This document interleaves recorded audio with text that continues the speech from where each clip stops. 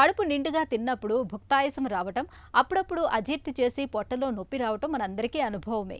అయితే కొంతమందికి మాత్రం పొత్తి కడుపులో నొప్పి అనేది ఒక పెద్ద సమస్యగా మారుతూ ఉంటుంది.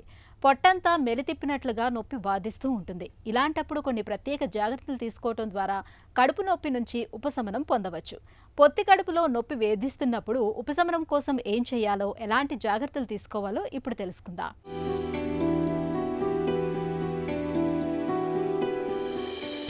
మన పొట్ట ఒక సమస్య పుట్ట అని నానుడి. నిజమే, మన పొట్టలో ఉన్నన్ని అవయవాలు ఎక్కడా ఉండవు. దీంతో సహజంగానే మన పొట్టలో సమస్యల తాకిడి కూడా కాస్తంత ఎక్కువగానే ఉంటుంది. ముఖ్యంగా పొట్టలో నొప్పి అనేది మనలో చాలా మందికి అనుభవమే. తరచుగా పొట్టలో నొప్పి వచ్చిపోతూ బాధిస్తుంటుంది. పొట్టలో నొప్పి వెనక అజీర్తి మొదలుకొని గ్యాస్ ట్రబుల్, ఎసిడిటీ, మలబద్ధకం, అపెండిసైటిస్ ఇంకా రకరకాల ఇన్ఫెక్షన్లు కారణంగా ఉండొచ్చు. మరి ఇలాంటప్పుడు పొట్టలో నొప్పి నుంచి ఉపశమనం కోసం ఏం చేయాలి?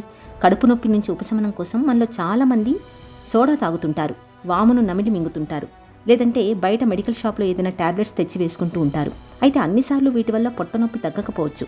గ్యాస్ ట్రబుల్, అజీర్తి మూలంగా కూడా కొన్నిసార్లు పొట్టలో నొప్పి వచ్చే అవకాశం ఉంటుంది. కాబట్టి గ్యాస్ని తగ్గించే మందుల్ని, యాంటాసిడ్ బిళ్ళల్ని ప్రయత్నించవచ్చు. మలబద్ధకం వల్ల కూడా పొట్టలో నొప్పి రావచ్చు. కాబట్టి సుఖవిరేచన అయ్యేలా జాగ్రత్తలు తీసుకోవాలి. వేడి నీటితో పొట్టపై కాపడం పెట్టడం వల్ల మంచి ఫలితం ఉంటుంది.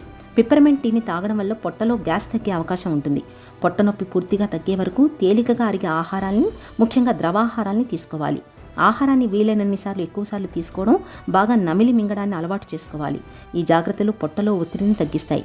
పొట్టలో కుడివైపు నొప్పి మొదలైనప్పుడు, పొట్టను ముట్టుకుంటే భరించలేనంతగా నొప్పి కలుగుతున్నప్పుడు, వాంతి అవుతున్నట్లుగా ఉన్నప్పుడు ఆలస్యం చేయకుండా వెంటనే డాక్టర్ని సంప్రదించి తగిన చికిత్స తీసుకోవాలి.